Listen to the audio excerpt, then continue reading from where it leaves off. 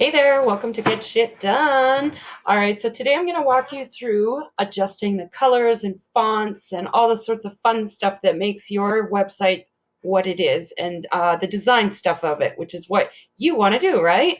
Okay, so first of all, you're going to log into your WordPress dashboard, which we've already gone over in the previous tutorial video, and then you're going to go to Appearance and you're going to click Customize. This is going to take you to a visual builder so you can actually see what you're doing as you build it. And there's lots of different settings in here, so we're just going to go through some of the basic stuff today. This is your active theme, so you're using a Divi child, and normally if I've set this website up for you, it's going to be a Divi child. Then you're going to go to General Settings, and here you can change the title of your site, your tagline, and your site icon is this little image right here. So you can change that to be anything you want. If you create it in a different app, you can use Canva or whatever you like to change that. And it just needs to be 512 pixels wide and tall. So when you're creating that image, just make sure you're using those dimensions, and then you can upload that image here. If you decide to make any changes in here, you'll always want to click Save and Publish. Or if you don't make any changes at all, you can just click the back button, and it will just take you back to wherever you are. So back into General Settings, your Layout Settings. Here you can change this. As you can see, this brings up a box in the back, so you can keep it nice and clean, or you can put a box background. You can change the content width. I like to keep it at 1080, but that's up to you. And as you can see, like, things will change as you move them. Of course, I chose one that wouldn't work, but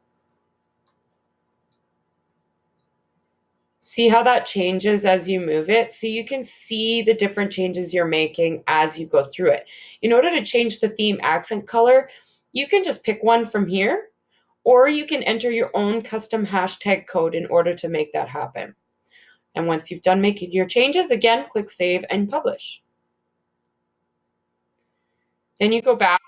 You can change your typography here. So here's where you're going to change the size of your body text. See how it changes? You can change the line height.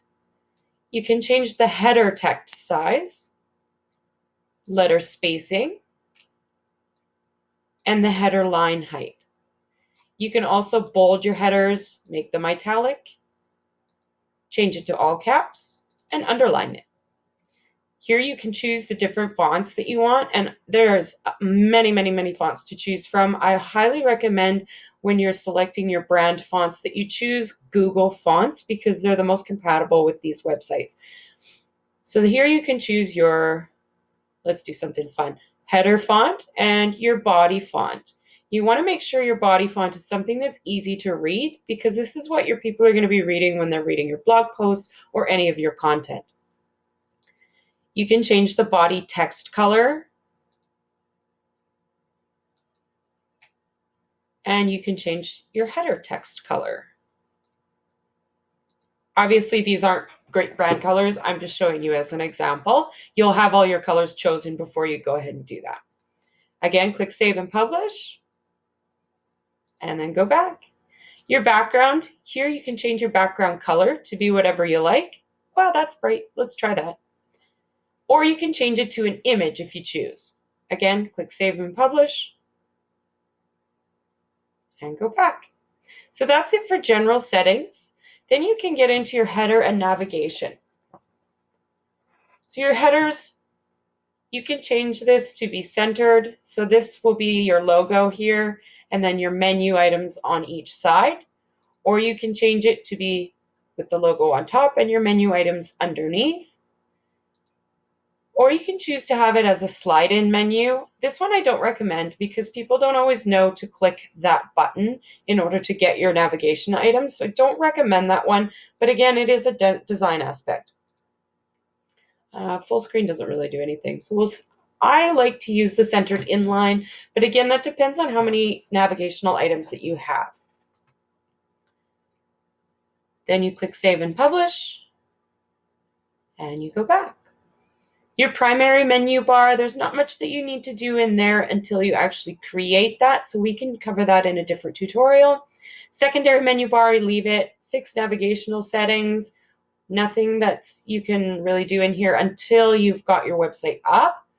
Your header elements here, you can choose to show social icons. So show, say that 3 times quickly, show a search icon. I usually choose to not have that on there. Then you can enter your phone number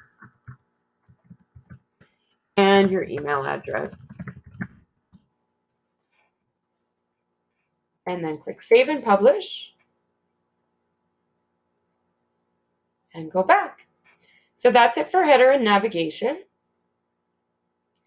And that's where I'm going to end this for now, because a lot of this other stuff is for a more in-depth tutorial. But this is where you can start designing the look and feel of your site, the color schemes, the fonts, decide if you want that sidebar to show all this fun stuff.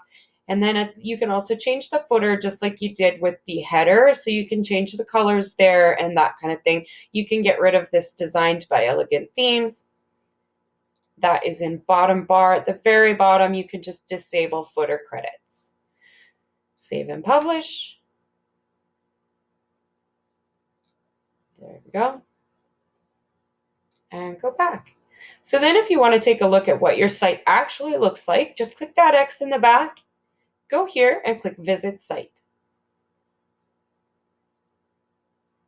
And there you go. You've got your phone number and email address at the top with your social icons.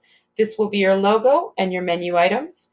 And this is your first blog post. Obviously, this isn't going to be your homepage, but this is just a way for you to start playing around and getting the design of your site under control. Again, if you have any questions, feel free to reach out. I am always available.